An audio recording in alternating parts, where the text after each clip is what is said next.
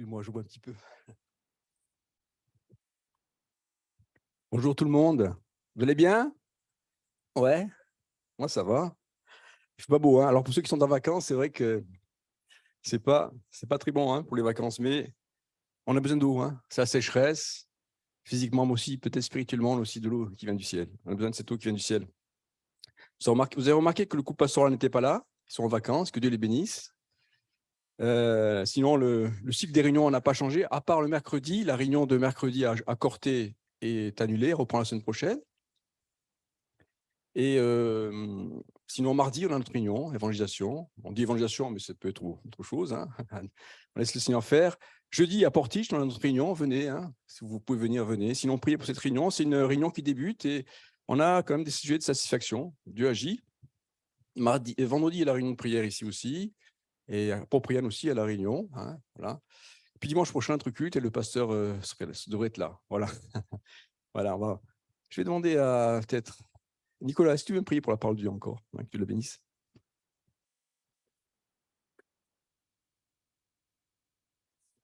Parole qui sera annoncée. Je le sais, Père, tu parleras à nos cœurs.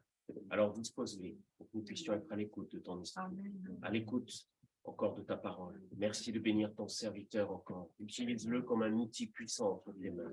Qu'il soit ce canal du Saint-Esprit, parce que tu as un message pour chacun d'entre nous ce matin. Père, affermis-nous encore. Merci encore pour ta parole ce matin. Sois béni, Père. Amen. Amen, amen, amen. On a besoin de la parole de Dieu, hein. On aime la parole de Dieu, hein. Je suis sûr qu'avant de venir, vous l'avez lu, hein. On va lire dans l'évangile de Jean, chapitre 21, au verset 18. On lit ensemble. En vérité, je te le dis, c'est Jésus qui parle. Quand tu étais plus jeune, tu te saignais toi-même et tu allais où tu voulais. Mais quand tu seras vieux, tu étendras tes mains et un autre te ceindra et te mènera où tu ne voudras pas. Il dit cela pour indiquer par quelle mort Pierre glorifierait Dieu. Ayant ainsi parlé, il lui dit « Suis-moi ». Pierre, s'étant retourné, vit venir après eux le disciple que Jésus aimait. C'est l'apôtre Jean, hein. Celui qui, pendant le souper, s'était penché sur la poitrine de Jésus et avait dit « Seigneur, qui est celui qui te livre ?» Et en le voyant, Pierre dit à Jésus et à celui-ci « Seigneur, que lui arrivera-t-il à celui-ci ?» Jésus lui dit « Si je veux qu'il demeure jusqu'à ce que je revienne, que t'importe, toi, suis-moi. »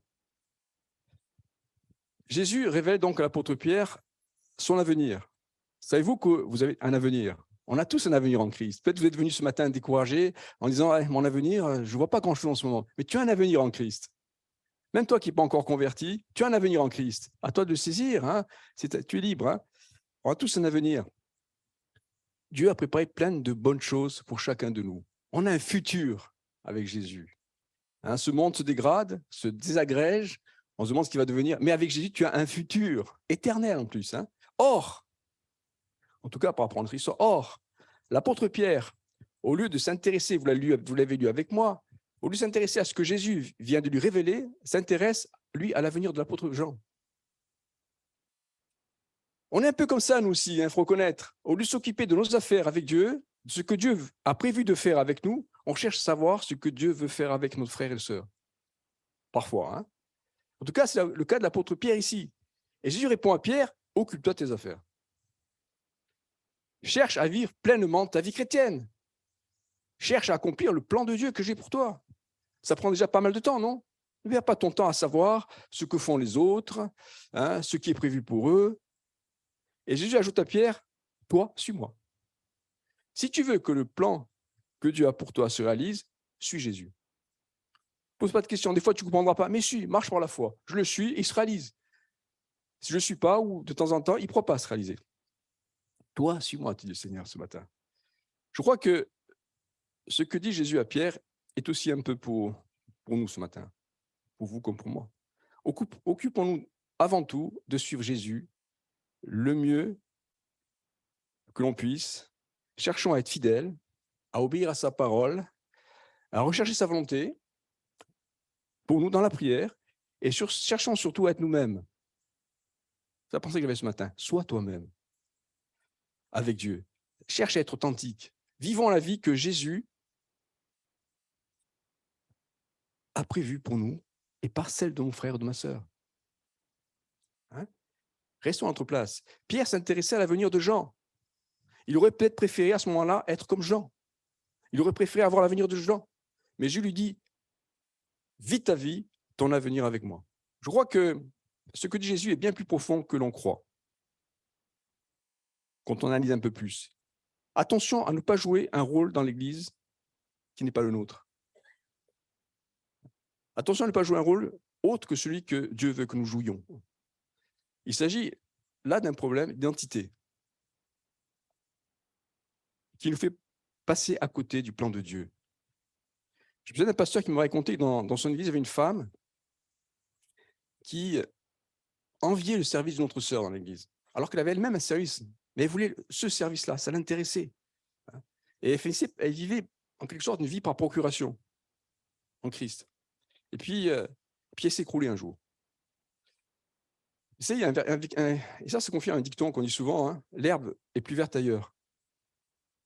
Et spirituellement, c'est aussi comme ça. On cherche ailleurs. On dit, là-bas, c'est plus vert. Mais il y a un autre dicton qui est bien plus vrai qui dit, l'herbe est plus verte là où on l'arrose. On a tous un appel pour Dieu. Il n'est pas moins bien, ni mieux que celui de mon frère et de ma sœur. Il est l'appel qu'on a reçu de nous. À nous de l'arroser. À toi d'arroser ton service par la prière, par la lecture de la parole de Dieu, par une vie de l'esprit, en venant à l'église. C'est à nous de faire croître l'appel avec l'aide de Dieu. N'envions pas l'appel du frère et de la sœur. Toi, suis-moi, dit Jésus. Jésus dit à Pierre, en fait, n'envie pas ton frère. C'est pour nous ce matin aussi. Cherchons à avoir de la profondeur dans notre vie chrétienne. Cela va dépendre de nous. Et commençons par regarder à nous-mêmes. Il faut être soi-même pour jouer un rôle, pour jouer le rôle que Dieu veut que nous jouions. Nous ne jouons pas, comme au théâtre, un rôle de composition. On n'est pas fait, dans la vie chrétienne, on n'est pas fait pour tenir un rôle de composition. On n'est pas des acteurs de théâtre. On est des acteurs, oui, de la vie avec Christ, mais pas des acteurs de théâtre. On doit être soi-même. Par exemple, quand vous racontez une histoire que vous n'avez pas vécue, remarquez une chose, les gens ne vous écoutent pas vraiment. Parce que ce n'est pas votre histoire. Mais quand vous racontez une histoire que vous avez vécue, eh bien, quelque chose qui vous passionne, parce que vous l'avez vécu, vous l'avez ressenti, alors tout change. L'auditoire vous écoute, parce que votre voix change, votre intervention change, votre posture change, vos regards pétillent. C'est cela, être soi-même. Dans le domaine spirituel, c'est pareil. Laissons-nous enflammer par le plan de Dieu. Même si au début, ce n'est pas toujours facile. Même si au début, on n'est pas emballé parce que Dieu nous prépare pour nous. Pierre n'était pas emballé, c'est vrai. Mais laissons faire le Seigneur. Pierre a été transformé par Jésus. Il a fini par le suivre. Soyons à la place où Dieu veut que nous soyons. Si on n'est pas soi-même avec Dieu, eh bien, on ne pourra pas agir comme il veut le faire avec nous. Hein. Mais si on s'appuie sur lui, si on laisse le Saint-Esprit lever les bons leviers dans notre vie, alors un lion, une lionne sortira de chacun de nous. Nous sommes des lions. Amen. Amen. Je peux le croire. Hein? Ne sois pas découragé ce matin. Regardez dans un bel exemple dans l'évangile, dans le livre le premier livre de Samuel, chapitre 17, verset 38. Saül fit mettre ses vêtements à David. Il plaça sur sa tête un casque d'airain et le revêtit d'une cuirasse. David ceignit l'épée de Saül par-dessus ses habits et voulut marcher, car il n'avait pas encore essayé. Mais il dit à Saül, je ne suis pas... Oh, j'arrive pas à lire. Je ne puis pas marcher comme... voilà. Je ne puis pas marcher, où est-ce que c'est ? Je ne puis pas marcher avec cette armure, je n'y suis pas accoutumé. Il s'en débarrassa. Il prit en main son bâton, choisit dans le torrent 5 pierres polies et les mit dans sa gibecière de berger et dans sa poche. Puis, s'affrantant la main, il avança contre le Philistin. Vous connaissez ce passage. Quand David va affronter Goliath, ce géant de plus de 3 mètres de haut, le roi Saül va dire à David, tiens, prends mes armes. Prends mes armes. Ce sont les meilleures armes actuelles.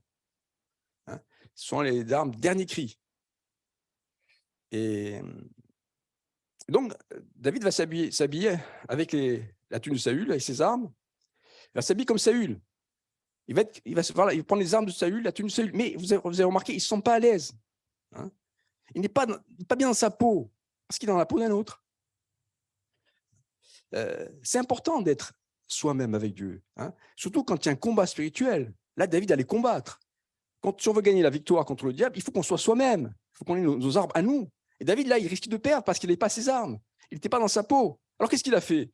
Mais il est redevenu lui-même. Redeviens toi-même ce matin. Il a pris ses propres armes. Ah, c'est vrai qu'elles étaient un peu ridicules, même rudimentaires. Un bâton, une fronde, des armes de berger, une pierre, des pierres. C'était un peu dérisoire face à un géant aguerri à la guerre comme Goliath. Mais c'était ses armes, ses habits. Et en redevenant David, il a retrouvé toute son efficacité, tout son impact face à Goliath, face aux géants que tu rencontres dans ta vie, que tu vas rencontrer chaque jour dans ta vie chrétienne. Sois toi-même. Ayons les armes que Dieu nous a données à nous, pas celles du frère et de la sœur, sinon nous exposons la défaite. Regardez dans l'Épître aux Hébreux, au verset 11.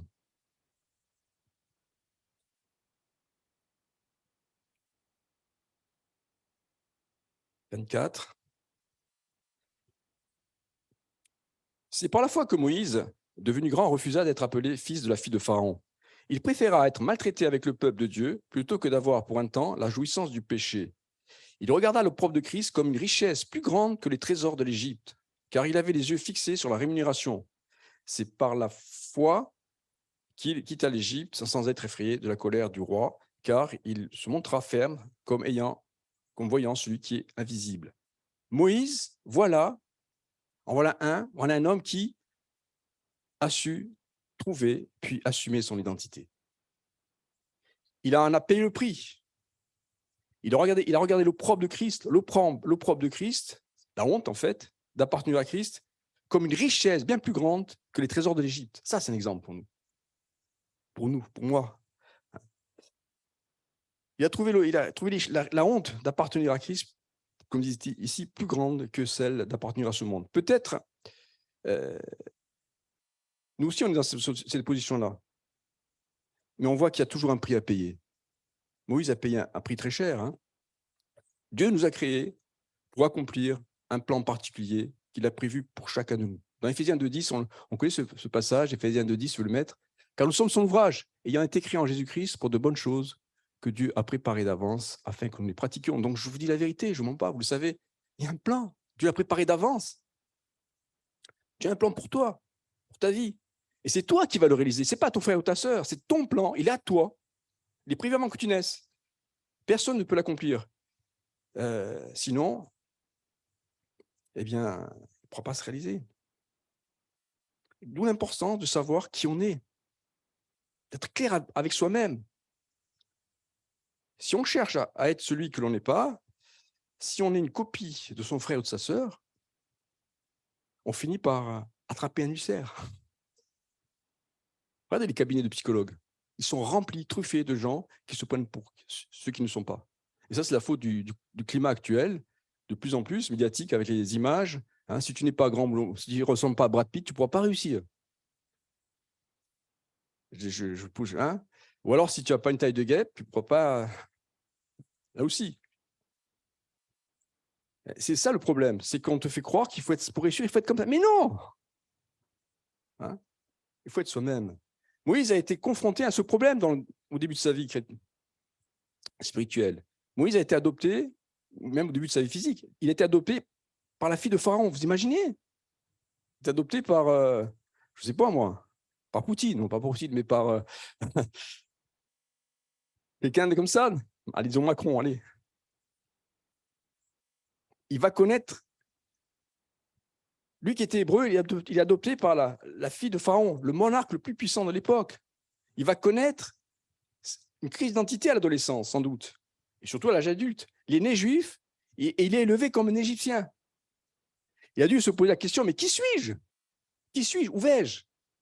Question essentielle, qui déterminera toute une vie. Moïse était promis à succéder à Pharaon. Il avait à portée de main tous les trésors de l'Égypte. Je répète, pays le plus puissant de l'époque, pays dont on parle encore maintenant, qui avait un niveau technologique de civilisation très, très élevé. Pays le plus puissant, donc. S'il dissimulait sa véritable identité et se déclarait égyptien, il aurait connu une vie facile sur Terre. Il aurait été célèbre, une vie exceptionnelle. Peut-être un jour serait-il retrouvé monarque d'Égypte. C'était possible, même s'il n'était pas égyptien. Il est arrivé que des pharaons n'étaient pas d'origine égyptienne. Mais s'il avait fait ça, il ne se serait séparé de la grâce de Dieu. Quand on n'est pas nous-mêmes, on se sépare de la grâce de Dieu. Je ne sais pas si on réalise. Il se serait séparé du plan que Dieu avait pour lui, d'en faire un libérateur d'Israël. Nous sommes tous des libérateurs en puissance. Cruel dilemme pour Moïse, hein, choisir qui il serait. Être soi-même, c'est-à-dire un simple hébreu, mais avec Dieu dans sa vie, ou accepter d'être un Égyptien, d'avoir en fait une fausse identité. Il faut pas qu'on ait une fausse carte d'identité, oui, spirituelle. Il faut qu'on ait une vraie carte d'identité. Si Moïse avait fait cela, s'il n'avait pas dévoilé son identité, il se serait menti à soi-même. Il le savait, parce que Dieu travaillait son cœur. S'il révélait qu'il était juif, il serait chassé du palais et deviendrait un esclave comme un autre juif. Moïse ne pouvait pas garder le silence. Il avait horreur du mensonge. Mais l'amour de Dieu, l'appel de Dieu sur sa vie était tellement fort qu'il va décider d'assumer son identité. Cela va lui coûter cher. Il va passer 40 ans dans le désert. Mais quelle vie extraordinaire. Et c'est vrai qu'il va être obligé de fuir. Il est dit qu'il refusa d'être appelé fils de la fille de Pharaon. C'est-à-dire qu'il refusa le mensonge, il refusa d'avoir une fausse identité parce qu'il voulait être lui-même.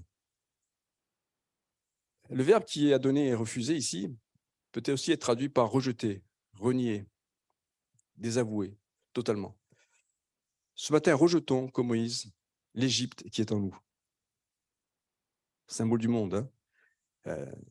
Rejette la nature de ce monde qui est en toi et épouse la nature de Christ.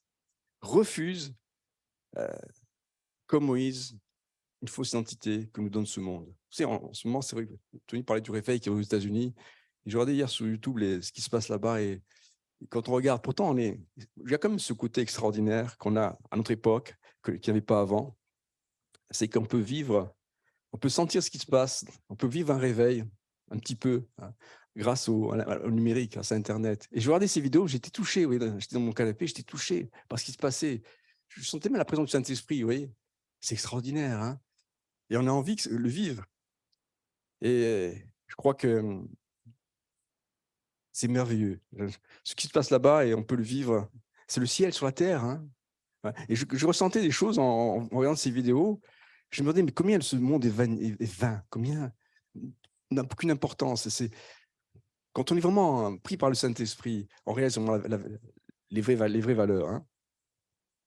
Jésus disait aussi, regardez, en Matthieu 22, 20 et 21, il leur demanda qui est cette effigie, cette inscription. De César, lui répondit-il. Alors il leur dit, rendez à César ce qui est à César et à Dieu ce qui est à Dieu. Là encore, Jésus recadre. Rendons à César ce qui est à César et à Dieu ce qui est à Dieu. César, c'est le roi du monde, c'est le diable. Et Jésus, c'est le roi des rois, le maître de l'univers. Pour que Moïse devienne le libérateur d'Israël, il fallait qu'il soit, avant tout, libéré de l'Égypte. Rendons à César ce qui est à César ce matin et à Dieu ce qui est à Dieu. Si nous voulons que la marque de Dieu soit sur notre vie, que son plan se réalise parfaitement, si vous voulez avoir une vie productive, si je veux avoir une vie productive, une vie épanouie, il faut faire ce choix. L'idée d'être soi-même, que je développe ce matin, vous savez, ça peut aller très loin quand on réfléchit. On le voit d'ailleurs dans la vie d'église, dans Matthieu 6, 7, 8 par exemple. En priant, ne multiplie pas de vaines paroles comme les païens qui s'imaginent qu'à force de paroles, ils sont exaucés. Ça va dans les moindres détails, dans la vie de prière aussi. Or, dans l'Église, regardez, je pense que vous êtes d'accord avec moi, dans l'Église, on prie tous de la même façon. On a tous les mêmes formules, les mêmes clichés, les mêmes poncifs.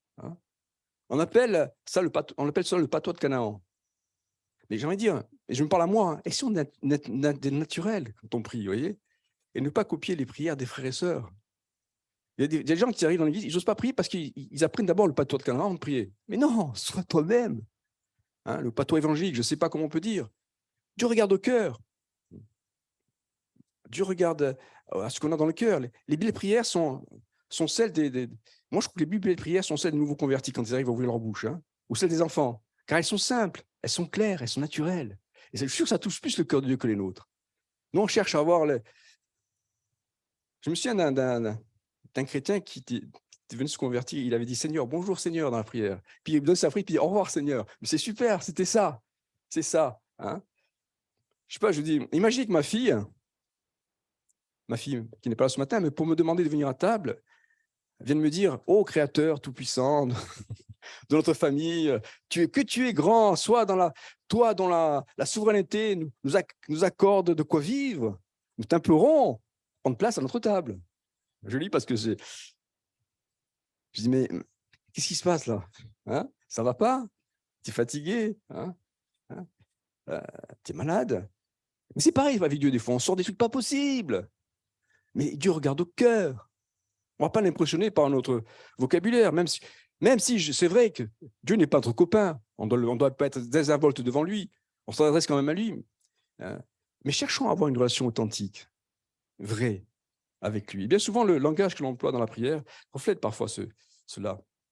Revenons à l'apôtre Pierre dans Jean chapitre 1, 42. Il le conduit vers Jésus. Jésus, l'ayant regardé, dit « Tu es Simon, fils de Jonas, tu seras appelé Céphas », ce qui signifie Pierre. Tu es Simon, tu seras appelé Pierre. Tu seras. Jésus dit à Pierre, en l'appelant, qu'il s'appellerait Simon. Un jour, tu seras. Il emploie le futur. Futur, c'est le verbe de la certitude. Il n'emploie pas un subjonctif. Il ne dit pas, il est possible que tu t'appelles un jour Pierre. Non. Jésus, quand il dit quelque chose, il emploie le futur. Tu seras, ça prouve que ça va se réaliser. Jésus emploie le futur pour dire à Simon qu'il a un avenir avec lui. Le futur exprime la certitude, l'accomplissement du plan de Dieu. Si tu es en Christ, Jésus te dit ce matin à toi aussi, tu seras. Tu seras ce que Dieu a prévu. On peut le refuser, mais tu seras si tu suis le Seigneur. C'est aussi pour nous. Tu as un futur en Christ. Si quelqu'un n'a pas accepté Jésus-Christ, quelqu'un qui hésite, accepte Jésus, car il a un futur, un avenir pour toi. Ne perds pas de temps. Ça fait combien de temps que tu hésites? On est libre. Mais arrête, regarde, tu as un futur. Si tu hésites, tu seras. Dans ce monde, tu ne seras rien. Avec Jésus, tu seras pour l'éternité. Comme il l'a fait pour Simon. Jésus veut changer ton nom et te donner une autre identité en Christ. Simon va s'appeler Pierre, car c'est sur lui que le Seigneur va bâtir son Église. Pour toi aussi, Jésus en réserve un nom nouveau qui symbolise le plan glorieux qu'il a pour ta vie. Mais c'est vrai que l'on ne devient pas la personne que Dieu veut que nous soyons d'un coup de baguette magique. C'est vrai. C'est vrai. Et ça, je voudrais le dire à chacun de nous, à moi en particulier. Patience. La vie chrétienne se bâtit comme une maison, brique par brique. Entre Simon, l'impétueux, vous connaissez un peu la parole de Dieu, le gaffeur, l'impulsif, celui qui faisait des boulettes à Tire-Larigot, et l'apôtre Pierre, la colonne de l'Église, des années se sont écoulées, où le Seigneur l'a émondé, l'a repris, l'a formé, l'a qualifié, il a reçu des leçons, et ces leçons, elles ont été apprises où? Au pied de Jésus. C'est au pied de Jésus que tu seras formé, que tu seras qualifié. C'est en vivant des miracles avec Jésus, la pêche miraculeuse qu'a vécu l'apôtre Pierre. Ça a dû le bouleverser quand on vit un miracle, quand on vit une guérison dans l'église, dans notre famille. La multiplication des pains, en marchant sur les eaux. Il a connu l'échec, Pierre. La peur, il a connu aussi le reniement, mais il a aussi connu la restauration. Et puis, la Pentecôte. Vous savez, souvent, des gens abandonnent la vie chrétienne parce qu'ils ont une piètre image d'eux-mêmes. Et il cherche donc à s'identifier à un autre, et en fin de compte, il s'écroule. Beaucoup comme ça. Ils n'ont pas confiance en eux parce qu'ils ont été cassés, les pauvres, ils ont vécu des choses horribles dans leur vie, et puis, alors, ils ont tellement une mauvaise image d'eux-mêmes qu'ils vont s'identifier, comme je dis depuis le début, et puis, c'est pas possible. Moi, je peux être pour quelqu'un, ne cherche pas à être l'autre. Sois toi-même. Et puis, il y a d'autres chrétiens, par contre, ou des gens qui vous disent, moi, euh, je m'engagerai lorsque je serai parfait. Ça aussi, on l'entend dans l'Église. Quand je serai parfait, je me ferai baptiser et je suivrai le Seigneur. Moi, je veux vous dire, on ne peut pas être parfait du jour au lendemain. Dieu nous aspire à ça, on ne peut pas être parfait du jour au lendemain. Quand on accepte de suivre le Seigneur, il faut entrer dans une nouvelle dynamique, celle des petits pas, voyez, et de l'humilité. Être chrétien, c'est faire chaque jour un petit pas, par fidélité, avec foi, en direction des promesses que Dieu a faites. Alors parfois, c'est vrai qu'il y a des grands pas, mais en général, c'est des petits pas. Moi, quand j'ai commencé à faire de la randonnée, on me disait, si tu vas jusqu'au bout, fais des petits pas. Randonnée en montagne, fais des petits pas. Si tu fais des grands pas, tu vas te fatiguer. Ouais. Quand on construit un mur, c'est vrai qu'il y a des grosses pierres, mais aussi des petites pierres. Et bien souvent, les petites pierres sont plus importantes que les grosses. C'est ça la vie chrétienne. Hein. Il y a un proverbe corse qui dit qui va piano va san, qui va san va lontano. Hein. Voilà. Si on va jusqu'au bout, il faut marcher lentement. Hein. Peu importe si pour les autres, nos progrès sont insignifiants, tant pis. Pour Dieu, ils ne sont pas insignifiants. Hein. J'ai vu, moi, des chrétiens commencer comme des lions et s'écraser lamentablement. Et puis j'en ai vu d'autres, marcher lentement, on pensait qu'ils n'arriveraient pas jusqu'au bout, doucement. Puis ils sont encore là. Voyez, parce qu'ils ont été fidèles. Ils ont compris que la vie chrétienne, c'est une vie de patience. Je crois que c'est important de réaliser cela ce matin, si on va jusqu'au bout. Faites ce matin le choix d'avancer à votre rythme, avec foi, en comptant sur la grâce de Dieu et en s'appuyant sur ses promesses. Dieu n'est pas un homme pour mentir. Amen. Il n'est pas bon avec Dieu de croire qu'il faut être parfait dès le départ. C'est pourquoi Dieu nous fait la promesse, et moi c'est ce verset sur lequel je me suis appuyé, surtout au début de ma vie chrétienne, il nous fait la promesse qu'il nous perfectionnera lui-même et qu'il nous rendra inébranlables. Dans 1 Pierre 5, 10, combien de fois j'ai lu ce verset au début? Je dis, j'arriverai pas, Seigneur, je ne peux pas y arriver sans toi. Et Dieu lui dit, le Dieu de toute grâce qui vous a appelé en Jésus-Christ à sa gloire éternelle, après que vous aurez souffert un peu de temps, vous perfectionnera lui-même. Il te perfectionnera lui-même. Il va t'affirmer lui-même, hein, te fortifiera et te rendra inébranlable. Amen. Sois encouragé par ce verset. Hein. Combien de fois il m'a fortifié. Le Seigneur savait que nous n'étions pas parfaits. C'est d'ailleurs pour cela qu'il est allé à la croix pour nous. Prenons courage ce matin. Prends courage. Tu es découragé, tu n'en peux plus, tu vois rien, tu ne sais pas où tu vas. Mais Jésus a un plan pour toi. Soyons nous-mêmes. Même ce frère aussi, au début de ma vie chrétienne, qui avait une piètre image de lui et qui disait toujours « j'arriverai pas », qui enviait ses frères et sœurs, mais pas par jalousie, mais parce qu'il disait « moi, je suis nul ». Lui, il y a un jour, j'ai reçu du Seigneur, je dis « mais tu sais, chaque fois que tu dévalorises la grâce de Dieu. Chaque fois que tu dévalorises le Seigneur, parce que le Seigneur, il est en toi, c'est le Saint-Esprit. Quand tu es nul, c'est que tu ne réalises pas ça. Et ça l'avait touché. Il avait fini par ne plus dire ces choses-là. Faisons des petits pas avec courage et entrons progressivement dans notre avenir en Christ. Réussir sa vie chrétienne ne veut pas dire se stresser, s'angoisser. Le plus important est d'avancer chaque jour. À chaque jour suffit sa peine, c'est biblique, hein, brique après brique. Même si parfois on a l'impression que, comme quelqu'un ce matin, qu'il ne se passe rien dans sa vie. Il se passe rien dans ma vie en ce moment. Ou que vous reculez. Le Seigneur n'a pas la même vision que vous de la progression. Dieu ne voit pas la progression comme nous on la voit. La progression avec Dieu, avant tout, c'est d'abord dans le cœur. C'est dans le cœur ça se fait. Le travail se fait dans le cœur par le Saint-Esprit et après ça se voit à l'extérieur. Et nous, on est encore dans ce schéma du monde où ça doit d'abord se voir et après. Non, avec Dieu, ce n'est pas comme ça. Ça se travaille c'est le cœur qui change et après le reste. Prenons ce matin la décision de continuer d'avancer. Amen. Hein, on continue à avancer. Et quelqu'un qui n'a pas encore à Christ, initie cette démarche d'aller vers lui. Allons de l'avant. Réalisons que ce matin, que nous sommes uniques. pour Dieu et que les promesses qu'il a pour nous sont uniques, que le plan qu'il a pour nous est unique, hein, et qu'il est pour nous, que pour nous ce plan, hein, pas pour ton frère, pas pour ta soeur, pour toi. C'est ton plan à toi. C'est Dieu qui l'a acquis à la croix. Hein. L'apôtre Pierre lorgnait, c'est vrai, sur les projets de Jésus, de Jean. Il enviait ce que Jésus avait prévu pour lui. Mais Jésus l'a remis à sa place. Voyez. Jésus lui a dit, mais vis ce que tu as, j'ai prévu pour toi. Hein. Je le répète, il a recadré, il a dit, occupe-toi de ton service, ton appel, et mène-le à la perfection. Ce matin, décidons d'être acteurs dans notre vie chrétienne. Pas de celle de son frère, de sa sœur. Nous ne jouons pas un rôle de composition. Hein. Je résume un peu ce que j'ai dit. Soyons les acteurs du changement de notre vie à nous. Et soyons, et voyons alors combien le Seigneur est puissant pour nous transformer, pour nous bénir. Parce qu'il ne peut pas le faire si je ne suis pas clair par rapport à moi-même. C'est un principe. Dieu nous a donné des talents, des dons. Décidons ce matin de libérer les dons qu'il nous a donnés. Peut-être tu as un don spirituel que tu n'exerces plus. Peut-être tu as un appel que tu as enfoui. Décide ce matin de déterrer le talent que Dieu t'a donné. C'est pas hasard, j'ai dit ça. Tu as des talents. On a tous des talents. Je suis sûr qu'il y en a parmi nous qui sont pétris de talents, mais on a tous des talents. Décidons ce matin de déterrer le talent que Dieu nous a donné.